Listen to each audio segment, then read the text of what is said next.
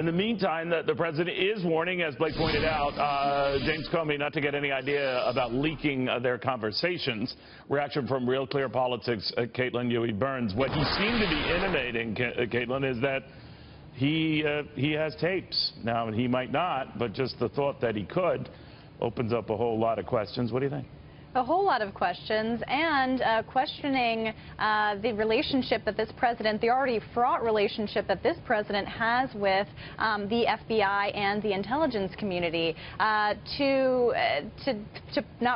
put it simply, this raises a lot more questions, and is something that I think is going to be continued, as Blake mentioned, to be asked in the briefing today. This is a very serious allegation, I think.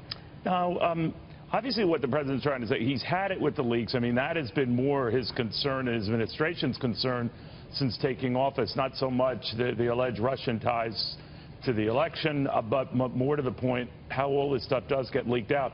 And I always wonder, Caitlin, with this stuff, whether you like what the president's saying, dislike it, do these constant attacks on intelligence agencies and wondering how that information gets out hurt him? I mean, it can't be just coincidental that he canceled the planned visit to FBI headquarters that was slated for today, right? Right, and we heard from the acting FBI director, McCabe, yesterday in testimony that he contradicted what the president and the White House had said, that FBI agents lost faith and trust in Comey. So there's that contradiction there. But certainly this does raise a lot of controversy regarding the president and the FBI.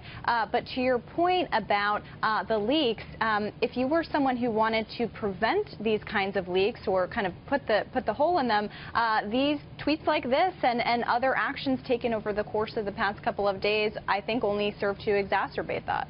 You know, can I ask you your thoughts, Caitlin, on what you're hearing from people about how it would look, not so much for the president asking Comey if he was under investigation, but that Comey responded no fewer than 3 times that he was not, if that's true. What do you make of that, just the Comey part of that?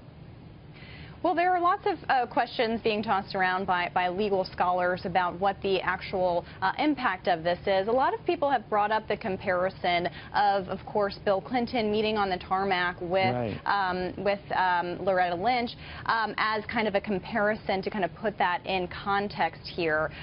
But what's really, why this is an issue is, and we talk a lot about different process things, and I think in this particular instance, process is really important because we heard from the president through his interview that he did yesterday and also through a series of tweets over the past couple of weeks that he did not, he thought the Russia investigation into possible elements of collusion was a hoax. And so taken together, all of this, again, just raises questions about the timing and the reasoning for this firing, because I think a lot of people that I've talked to have said, look, you can administer this firing, but the timing is certainly suspect. And remember, we're not just hearing that from Democrats, we're hearing that from Republicans. Republicans, I might add, who are conducting the investigation in Congress and don't want their work to be undermined here. Well, I think it is going to undermine a lot of work, whether you agree or disagree with the president saying. I think the distraction, for want of a better term, is pushing back stuff. I can't see it not. I think most people can walk and chew gum at the same time, but when it comes to Congress, I'm not so sure. And I'm worried about the health care thing getting pushed off. Anything that gets pushed off beyond this year is dead, I think, next year. But that's just me. What do you think? I agree with you, Neil. I do think, it's important to note that lawmakers on Capitol Hill on these respective committees involving tax reform and health care are working at the same time.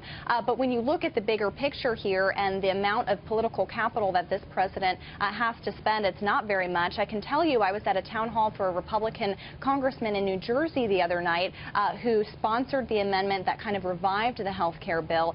He not only got attacked on the health care bill, but also on the issue of this Russia investigation, the firing of Comey. And I've talked to Republican strategists who say, look, the Republican members of Congress have to be able to go back to their constituents with some level of accomplishment. And this not only serves to distract them from that, but also drives down the president's approval rating, not among Republicans, but particularly among Democrats. And that will serve to kind of boost their base. And in elections, that really matters. Yeah, it does indeed. Caitlin, thank you very, very much. I appreciate it.